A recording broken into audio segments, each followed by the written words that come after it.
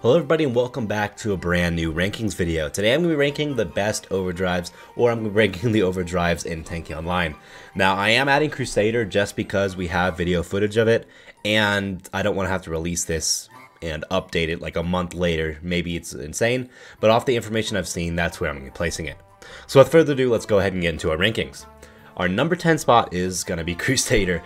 Now the reason I put Crusader number 10, off of the information I've seen and the videos I've seen, it looks hard to aim.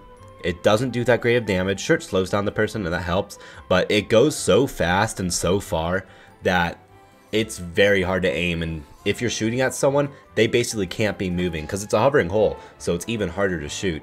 So yeah, that's why it's going to be a number 10 spot, just because this isn't that great in general, and the aim is just, honestly, makes it so bad. So our number 9 spot is going to go to Hornet. Now a month ago, Hornet would definitely be top 3. But now, since the nerf, where it doesn't do nearly as much, it's probably number 9, because you can do just as much damage with the other overdrives now, and maybe even more. There's a lot more bonuses for other overdrives, and Hornet is just, since the nerf, it just is not nearly as good as it used to be. So our number 8 spot is going to be Ares. Now the problem with Ares is, once again, it's a hovering hole, it's harder to aim, obviously, but the charge shot, along with how slow the overdrive is, makes it harder to hit people. Because if someone's moving, the chances of you hitting that person with how slow it is, and if they're a fast hole, like a light hole or something, it's going to be very hard to use this overdrive effectively. Now that's the reason it's going to go into number 8, sorry. Our number 7 spot is going to be Dictator. Now we've gotten to the area of, like, they're good, but they're not the best. They're still viable.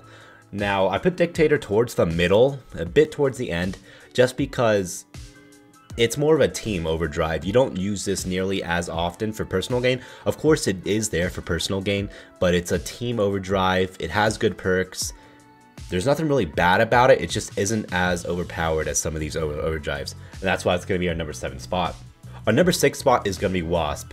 Now, Wasp, the problem with this overdrive is that if they have fast reflexes, they can easily get away. Now, it's still really good. It can kill almost anyone, but also overdrives such as Hunter can take it out. So there's a couple more cons to it, which is why it's going to go in a number 6 spot. Our number 5 spot is going to be Mammoth. Now, Mammoth is honestly really fun, especially in gold battles where you're trying to get golds, but I'm not ranking these overdrives off of how well they can get golds. I'm ranking off of how viable they are. Ever since it got its nerf, it's not nearly as good as it used to be, but still doing basically infinite damage and getting all your health back when using it is definitely a plus, because you can kill people inside Titan domes, and even if a hunter comes by and hits you out, you can oftentimes still do damage to the person if they're near you. So that's why it's going to be our number 5 spot. Our number 4 spot is going to be Titan.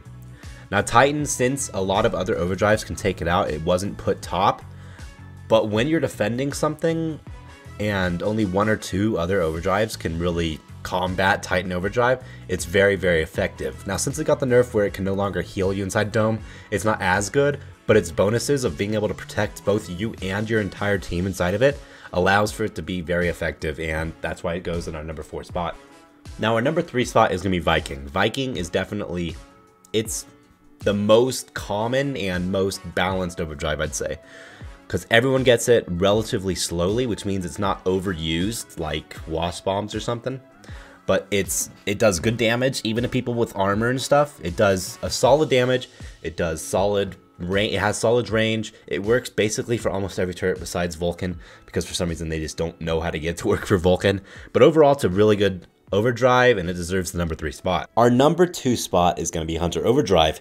Now the reason it's number 2 is because it's just a little bit worse than the number 1 spot.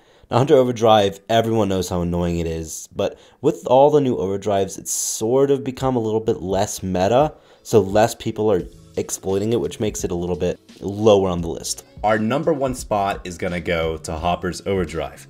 Hopper's Overdrive has so many factors to it. You can get above a person's shots, you can give them fire damage, and you can even give them the stun that Hunter would usually do. So this is why it's better than Hunter, because it has more factors towards it. If someone has a whole protection against that, against fire or against stun, there's still other things that you can use Hopper for. So it's beneficial against almost any single other overdrive in the game, and that's why it's number 1. Tell me what you thought about my list. Let me know what your list would be in the comment section below. Thanks for watching this video, and peace out, guys. Thank you.